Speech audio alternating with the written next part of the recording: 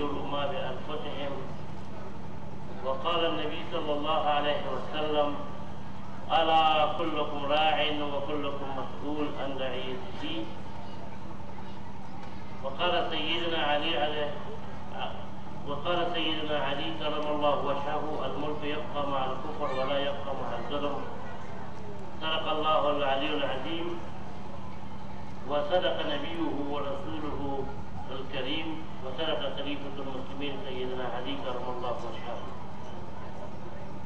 زما باعفتا خويندو ميندو زمون معنوي درونو سپنگلو ځوانانو علماء کرامو، السلام علیکم ورحمت الله وبرکاته.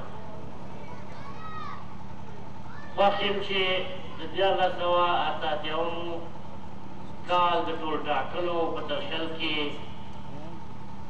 د ستاسې په حضور مشرف یم.